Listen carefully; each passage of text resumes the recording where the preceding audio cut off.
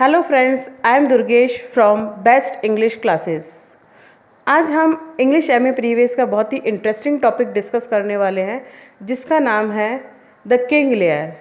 यह एक प्ले है और इसे लिखा है विलियम शेक्सपियर ने।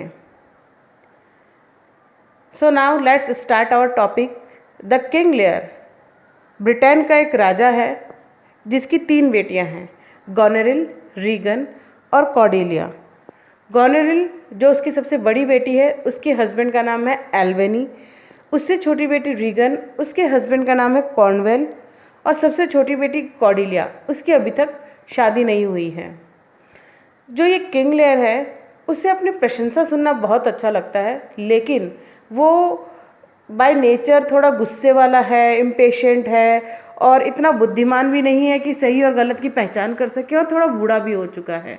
तो क्योंकि उसकी एज हो चुकी है, इसलिए वो चाहता है कि वह अपनी छोटी बेटी कॉर्डेलिया की भी शादी कर दे और अपने किंगडम को अपनी तीनों बेटियों में डिस्ट्रीब्यूट कर दे। इसलिए वो एक सेरेमनी ऑर्गेनाइज्ड करता है। इस सेरेमनी में कॉर्डेलिया के लिए 2 सूटेबल कैंडिडेट भी आए हुए होते हैं शादी के लिए, जिसमें से एक है बरगंडी और दूसरा है किंग ऑफ फ्रांस। अब चूंकि हमने पहले ही बताया था कि किंग लेयर को अपनी प्रशंसा सुनना बहुत पसंद होता है, इसलिए वो अपनी पूरी प्रॉपर्टी अपनी बेटियों को देने से पहले कंडीशन रखता है कि जो भी बेटी ये प्रूव कर पाएगी कि वो उससे सबसे ज़्यादा प्यार करती है, वो उसे अपने किंगडम का सबसे ज़्यादा हिस्सा देगा। तो जो उसकी दोनों बड़ी बेटियां होती है, गोनेरिल और रीगन, वो बहुत चालाक होती है। वो अपने पिता की बहुत प्रशंसा करती है, झूठी प्रशंसा करती है और कहती है कि वो पूरे संसार में अपने पिता से सबसे ज़्यादा प्यार करती है। लेकिन जो उसकी सबसे छोटी बेटी होती है कॉर्डेलिया, वह ऐसा नहीं कहती है।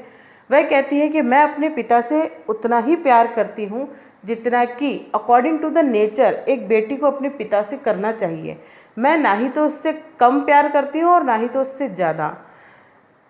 अब ये बात सुनकर के किंग लेयर को अच्छा नहीं लगता है, क्योंकि उसे ये उम्मीद थी कि कॉर्डेलिया बहुत अच्छा बोलेगी उसके लिए, क्योंकि वो उसका बहुत ध्यान रखती है और बहुत केयर करती है। तो इस बात से वो गुस्सा हो जाता है और कॉर्डेलिया को अपने किंगडम में से कुछ भी नहीं देता है और अपना पूरा किंगडम अपनी दोनों बेटियों में, बड़ी बेटियों में डिस्ट्रीब्यूट कर देता है और अपने पास 100 नाइट्स रख लेता है अपनी रक्षा के लिए। अब उसी के दरबार में, राजा के दरबार में, एक उसका बहुत ही वफादार दरबारी होता है जिसका नाम है केंट। वो अपने राजा को समझाने की कोशिश करता है कि वो गलत कर रहा है, गलत का साथ दे रहा है, उसे कॉर्डेलिया के साथ ऐसा नहीं करना चाहिए। इस पर जो किंग लेयर होता है वो थोड़ा फ्यूरियस हो जाता है, गुस्सा हो जाता है और अपने उस दरबारी को अपने किंगडम से बैनिश कर देता है, बाहर निकाल देता है। अब जो कॉर्डेलिया के लिए 2 सूटेबल मैच आए हुए होते हैं, उसमें से बरगंडी वापस चला जाता है, क्योंकि वो ऐसी लड़की से शादी नहीं करना चाहता है जिसको उसके पिता ने अपने किंगडम में से कुछ भी ना दिया हो। लेकिन जो किंग ऑफ फ्रांस है वो कॉर्डेलिया से शादी कर लेता है और कॉर्डेलिया उसके साथ फ्रांस चली जाती है। और किंग लेयर ये डिसाइड करता है कि वो बारी बारी से अपनी दोनों बड़ी बेटियों के पास रहेगा, गोनेरिल और रीगन के पास। इसलिए वो सबसे पहले गोनेरिल के पास रहने जाता है अपने 100 नाइट्स के साथ, और एक उसका वफादार दरबारी और होता है ग्लॉस्टर, उसके साथ। ग्लॉस्टर के 2 बेटे हैं, एक का नाम है एडगर और एक का एडमंड। एडगर जो है वो ग्लॉस्टर का जायज़ बेटा है और एडमंड जो है वो ग्लॉस्टर का नाजायज़ बेटा है। तो जो एडमंड है वो ग्लॉस्टर के जायज़ बेटे एडगर से जलता है और इसलिए वो अपने पिता के कान भरता रहता है एडगर के खिलाफ कि एडगर उसे मारना चाहता है और उसके लिए बहुत बुरा भला बोलता रहता है। और ग्लॉस्टर जो है कुछ कुछ अपने किंग की तरह ही होता है, तो वो अपने उस बेटे की बात मान लेता है एडमंड की और एडगर को बाहर निकाल देता है। अब एडगर जो है वो किसी कंट्री साइड एरिया में जाके रहने लग जाता है, यानी ग्रामीण एरिया में जाके अपना नाम और वेश बदल करके रहने लग जाता है और एडमंड और ग्लॉस्टर किंग लेयर के साथ रहते हैं।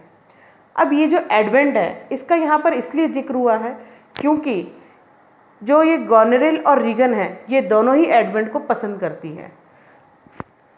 अब जब किंग लेयर गोनेरिल के पास रह रहा होता है तो गोनेरिल उसके साथ बहुत ही इल ट्रीटमेंट यानी बहुत ही बुरा व्यवहार करती है। वो अपने पिता को बिल्कुल अच्छे से नहीं रखती है और अपने पिता से कहती है कि इन 100 नाइट्स की क्या ज़रूरत है, आप 50 नाइट्स भी अपने साथ रख सकते हैं और इनको आप मत रखिए साथ। अगर मेरे यहाँ रहना है तो आप इन 100 नाइट्स को साथ मत रखिए, आप सिर्फ 50 नाइट्स रख सकते हैं, 50 योद्धा रख सकते हैं। तो इससे किंग लेयर को बहुत दुख होता है और वो कहता है कि ठीक है, मैं अपनी छोटी बेटी रीगन के पास जाता हूँ।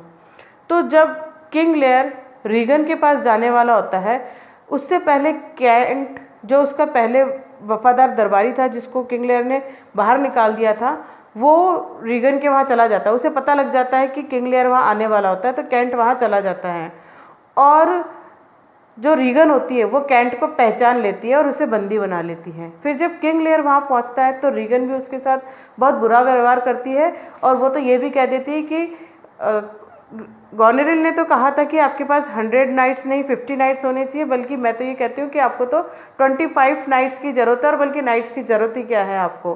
तो ये सब कुछ व्यवहार देख करके और किंग लेयर बहुत दुखी हो जाता है और वो जब देखता है कि कैंट भी बंदी बना हुआ है रीगन के पास, तो उसे अब अपने आप पर बहुत ही दुख होता है कि क्यों उसने कॉर्डेलिया और कैंट को पहचाना नहीं और उन लोगों के साथ ऐसा किया।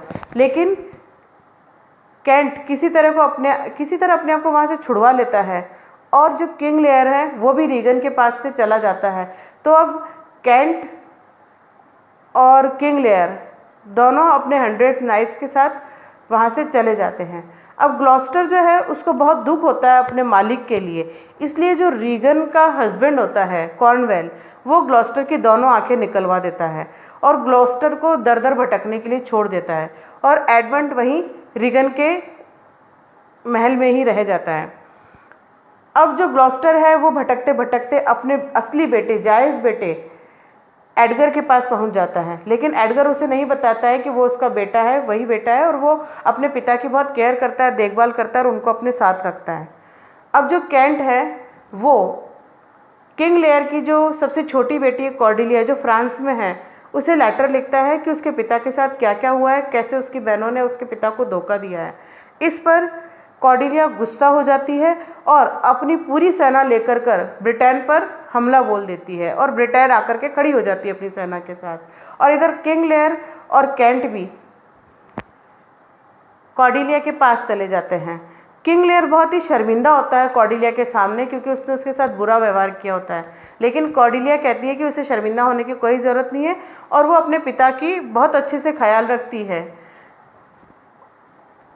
अब जब कॉर्डेलिया ब्रिटेन से युद्ध के लिए अपनी सेना लेकर आ जाती है तो गोनेरिल अपने हस्बैंड को कहती है एल्बनी को कि वो भी इस युद्ध में पार्ट ले, लेकिन एल्बनी बहुत ही अच्छा इंसान होता है और वो अपने वाइफ के इस बुरे व्यवहार में उसका साथ नहीं देना चाहता है, बल्कि वो तो पहले भी अपनी वाइफ को मना करता है कि वो अपने पिता के साथ इतना बुरा व्यवहार ना करे।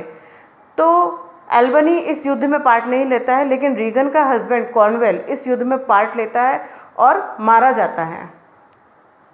अब कॉर्नवेल के मरने के बाद क्योंकि रीगन एडमंड को पसंद करती है, पसंद तो गोनेरिल भी करती है, लेकिन क्योंकि रीगन का हस्बैंड मर चुका होता है इसलिए रीगन अपनी शादी का अनाउंसमेंट कर देती है एडमंड के साथ। अब ये अनाउंसमेंट सुन करके जो गोनेरिल है वो बहुत ही गुस्सा हो जाती है और वो अपनी छोटी बहन रीगन को पॉइजन दे देती है और मार देती है।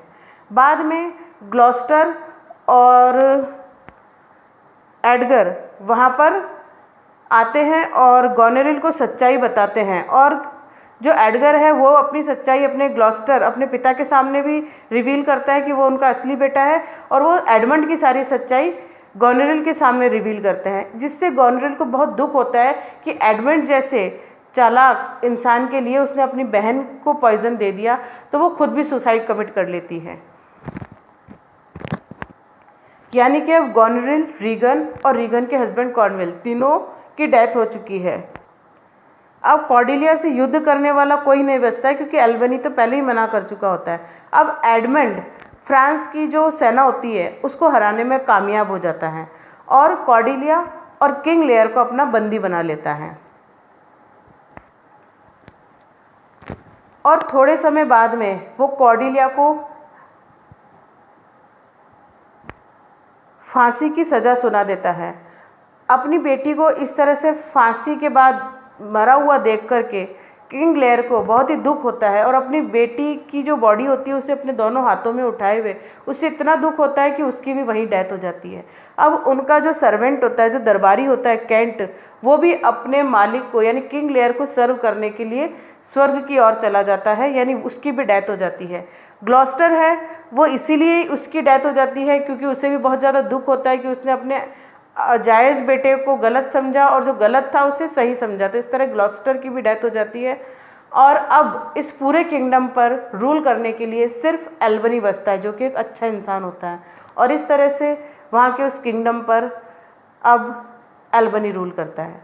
तो इस तरह से इस कहानी का अंत होता है।